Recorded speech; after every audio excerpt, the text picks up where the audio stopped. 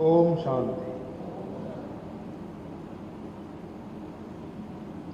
ब्रह्म कुमारी आशा दीदी जी, बड़े भैया सत्यनारायण शर्मा जी, डॉक्टर सचिन परब जी, डॉक्टर बनारसी लाल शाह जी, दीदी हेमलता, अरुण देव गौतम जी, सरिता दीदी, सविता दीदी और हमारे मध्य प्रदेश रीवा संभाग से आए आदरणीय राम लखन शर्मा जी हमारे वरिष्ठ भी हैं और हम लोग सब साथ में विधायक भी रहे, तो आपका स्वागत है। उपस्थित सभी भाइयों बहनों और पत्रकार मित्रों, नशा मुक्त भारत अभियान लेके प्रजापिता ब्रह्म कुमारी ईश्वरी विश्वविद्यालय ने अभियान शुरू की है। मैं इसका स्वागत करता हूं।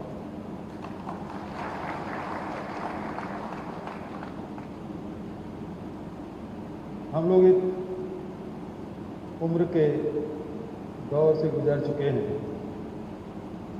नशे की शुरुआत या तो बाल्यकाल में या युवावस्था में इसकी शुरुआत होती है। अब सत्यनारायण भैया की उम्र में जाके कोई नशा शुरू नहीं करता। उसकी शुरुआत जब बच्चे छोटे होते हैं या किशोर उम्र के होते हैं तो वो शौक से पीते हैं। तो एक आध पीले चलो तो भी पी, एक सुट्टा मार रहे, वहां शुरू होता है। और फिर उस समय वो आदत पड़ी नहीं रहती। फिर धीरे धीरे जीवन की जो कड़वाहट है उसको भूलती है और फिर उसके फिर आदी होते हैं। बहुत तनाव आ गया तो फिर ज़्यादा सिगरेट बीड़ी पीना शुरू करेगा। शाम को और ज़्यादा तनाव है तो शराब पीना शुरू करेगा। उसके बाद फिर और बड़े नशे हैं और आखिर वो हॉस्पिटल पहुंचता है। जो लोग कंट्रोल कर पाते हैं वो थोड़ा थोड़ा जब लेते ही रहते हैं, लेकिन नशा किसी मामले में फायदेमंद तो नहीं है, न शरीर के लिए न व्यक्तित्व, नुकसान ही पहुंचाता है। आप चाय पीते हैं उसमें कौन सा फायदा है? नशा की बात हो तो महिलाएं तत्काल तैयार हो जाती, बिल्कुल नशा मुक्त होना चाहिए। ऐसा लगता है कि सारा नशा सब आदमी से लोग करते हैं।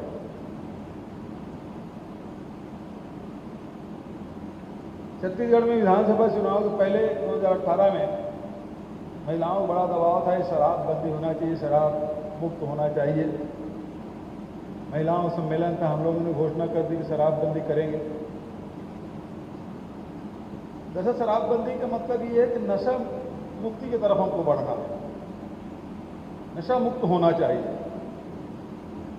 अभी भी जब कोई बैठक है, सम्मेलन है, आम सभा है, अभी भेंट मुलाकात कार्यक्रम चल रहा है, वहाँ जाता हूँ तब कुछ तो सच में कहते हैं कि ये बंद होना चाहिए, नशा मुक्ति होना चाहिए। कुछ लोग प्रायोजित रहते हैं और इस मामले में हम लोगों ने कमेटी गठन किया जिसके अध्यक्ष आदरणीय सत्यनारायण शर्मा जी हैं। वो अन्य अन्य राज्यों में जहाँ शराबबंदी है वहाँ का अध्ययन किए, जहाँ शराबबंदी किए थे उसके वापस ले लिए तो उसका कारण क्या था, इसके अध्ययन करने के लिए उनको भेजा गया। लेकिन दरअसल ये जैसे कि अभी बहुत अच्छी बात आदरणीय बनारसी लाल जी ने कहा कि सरकार की ही जिम्मेदारी नहीं है। आखिर सरकार है कौन? सरकार तो हम सबसे मिलकर बनता है, तो हम ही सरकार है। लेकिन केवल सरकार, प्रदेश के मुखिया होने के नाते मैं अभी आदेश कर सकता हूं कि सारी दुकानें शराब की बंद हो जाएगी, लेकिन इससे समस्या का निदान हो जाएगा क्या? हमने ये देखा, लॉकडाउन हुआ, पूरे देश में लॉकडाउन हुआ, सारी दुकानें बंद थी, ट्रांसपोर्टेशन बंद था, व्यापार व्यवसाय बंद था, सब लोग अपने घरों में थे, घर से बाहर नहीं निकल पा रहे थे। तो घर में पति पत्नी बच्चे सब एक साथ रहने लगे तो घरेलू हिंसा की शिकायतें भी आने लगी। घर है ठीक है, रात विश्राम के लिए है, चाय नाश्ते भोजन के लिए है, लेकिन दिन भर सब लोग एक साथ रहे तो घरेलू हिंसा की भी शिकायतें आने लगी। लेकिन ये देखा गया कि लंबे लंबे समय तक, एक एक डेढ़ महीने तक के लॉकडाउन होने के बावजूद भी लोग नशा का जुगाड़ कर ही लेते। कोई वनांचल में पहुंच जाते थे, वहां महुआ का शराब उतार लेते, वहां ले आते, तो कोई गुड़ का बनाना शुरू कर दिए, तो कोई कुछ और करने लगे। स्थिति ये कि मध्य प्रदेश से बाहर से चल के ट्रकें आने लगी शराब फैक्ट्रियों से। हरियाणा के शराब के ट्रक यहाँ रायपुर में पकड़ा गया। जब लॉकडाउन है तो फैक्ट्री कहाँ चली, और चली तो फिर यहाँ तक पहुँच कैसे गया? सड़कें तो सुनी थी, कोई पकड़ने वाला नहीं था। दूसरी स्थिति ये कि कुछ नहीं मिला तो आदमी सैनिटाइजर पीने लगा। बिलासपुर में तो ये जो होम्योपैथिक जो कंसंट्रेटेड ये आता है लिक्विड, वो 100% आता है, उसको पी के उसमें कितने लोग मर गए। सैनिटाइजर पी के जहाँ सत्तू भैया का पुराना घर है 3 लोग मर गए। मतलब इस घटना से मतलब इतना शासन की ओर से लॉकडाउन तो कोरोना काल से लगाया गया, पूरा देश बंद था, लेकिन फिर भी नशा करने वाले नशा किए, और नशा जो जहरीली शराब है और दूसरे प्रकार के पदार्थों के सेवन करने के कारण से कितने लोगों की जानें चली गई। तो मेरी फिर हिम्मत नहीं हुई कि मैं शराब बंदी दुकान तुरंत सरकार की ओर से आदेश कर दूं और बंद हो जाए। मैं ऐसी कोई योजना नहीं लागू करना चाहता जिससे लोगों की जान चली जाए। यदि शराबी है, गजेड़ी है, भंगेड़ी है, यदि ऐसी संस्थाएं यदि सामने आए जिस प्रकार से जहां इस मंच में बैठे हैं अभी, और उसके सानिध्य में आने के बाद वो नशा छोड़ देता है, तो जो नशेड़ी है उसका जीवन तो बच जाएगा ना। लेकिन एक बार कोई आदमी जहरीली शराब सेवन करके मर गया, उसको तो आप नहीं सुधार सकते। और इसलिए जब तक के समाज, ये सामाजिक बुराई, समाज मिलकर आगे न बढ़े, कुछ समाज बढ़े, कुछ सरकार बढ़े, तब जाके हम लोग आगे बढ़ पाएंगे। मैं महिलाओं के बारे में बता रहा था, बीच में अधूरा छूट गया। तो वो कहते शराब बंदी होना चाहिए, तो महिलाएं हाथ में एक हाथ नहीं उठा देती, दोनों हाथ उठा देती, दोनों हाथ उठा करते हाँ शराब बंदी होना चाहिए। फिर मैं पूछता हूँ बुढ़ापू बंद होना चाहिए कि नहीं होना चाहिए? एक महिला हाथ उठाती, क्योंकि मैक्सिमम जो गुड़ाखू की सेवन आदमी लोग तो करते हैं, महिलाएं ज्यादा करती गुड़ाखू। वो कम खतरनाक नहीं है, पूरा आपके मुंह से पूरा लार समाप्त हो जाता है, अंधक मतलब कलर ब्लाइंडनेस उससे आता है, कितने परिवार उसे तबाह हो जाते हैं। तो जो अभियान है वो नशा मुक्ति के होना चाहिए, जो शराब बंदी नहीं होना चाहिए। जिस प्रकार से डॉक्टर साहब परब ने जो बताया कि आप एक नशा बंद करेंगे दूसरा नशा शुरू हो जाता है, तो ये नशा छोड़ के हमको कोई दूसरी नशा करना चाहिए। वो नशा मानवता की सेवा का नशा होना चाहिए, वो नशा ईश्वर के प्रति भक्ति का नशा होना चाहिए। और नशा तो डॉक्टर साहब ये कह रहा ही अच्छा होता है, दो प्रकार का नशा ठीक नहीं होता। मानवता की सेवा का नशा इतना बड़ा है कि बच्चा सब नशा छोटा हो जाता है, उसके सामने फीका पड़ जाता है।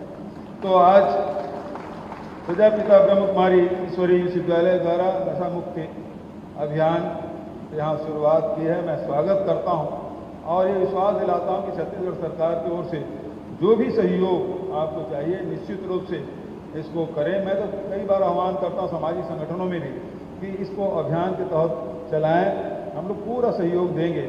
और क्योंकि ये नशा है तो व्यक्ति को तो बर्बाद करता है, पूरा परिवार को तबाह कर देता है, उससे समाज विकृत हो जाता है। और इस प्रकार से जो नशेड़ी हैं, पता नहीं कब कोई चाकू मार दे, कब क्या किसी की हत्या कर दे और कब किससे झगड़ पड़े।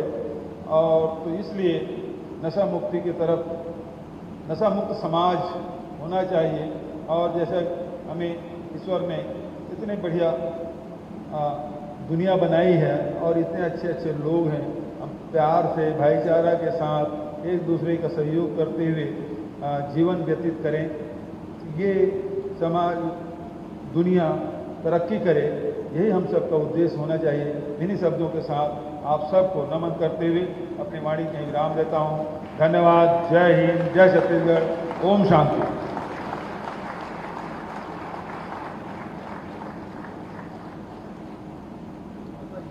बहुत बहुत धन्यवाद आदरणीय मुख्यमंत्री जी, और आपने जो सहयोग की बात की उसके लिए भी आपको बहुत बहुत धन्यवाद।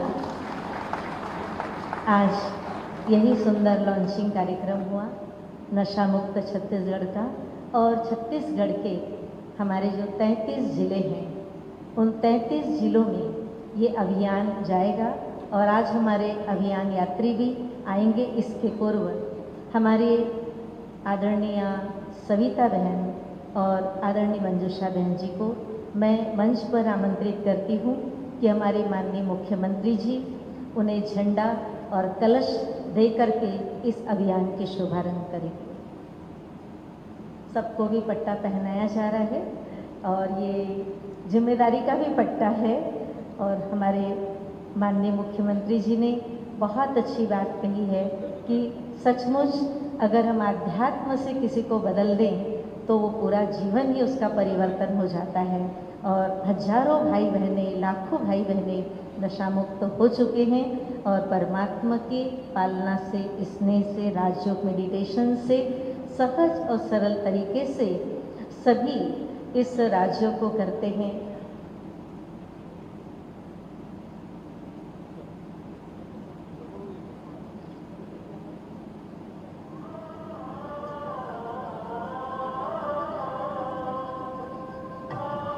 ओम शांति।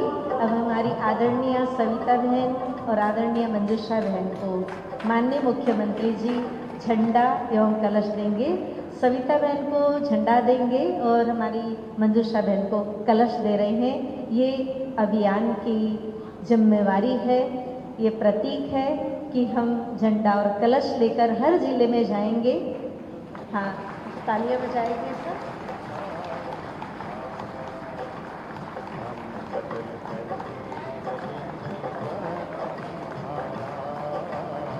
बहुत अच्छा, जोरदार तालियों के साथ। ये नशा मुक्ति अभियान जागृति, लोगों को नशा मुक्त बनाने के लिए और अथक सेवा और अपना समय देंगे ये अभियान यात्रियों को। और हमारे मुख्यमंत्री जी की सानिध्य और छत्र छाया मिलेगी और वो अभियान यात्री गांव-गांव जा करके लोगों को नशा मुक्त करेंगे। तो अब मैं अभियान यात्रियों को अपने अपने जिले की पट्टिका लेकर और झंडा और कलश लेकर के, हाँ, अभी सामने से आते जाएंगे और हमारे माननीय मुख्यमंत्री जी सबको हरी झंडी देंगे और सभी के हाथ में शिव बाबा का झंडा है। आराम से कलश लेकर और हमारे एक एक जिले का नाम लेकर आ रही है बहनें। बहुत सुंदर। देखो, रायपुर सबसे पहले ना, तो यहाँ से शुरुआत हो रही है और बहनें कलश लेकर, झंडा लेकर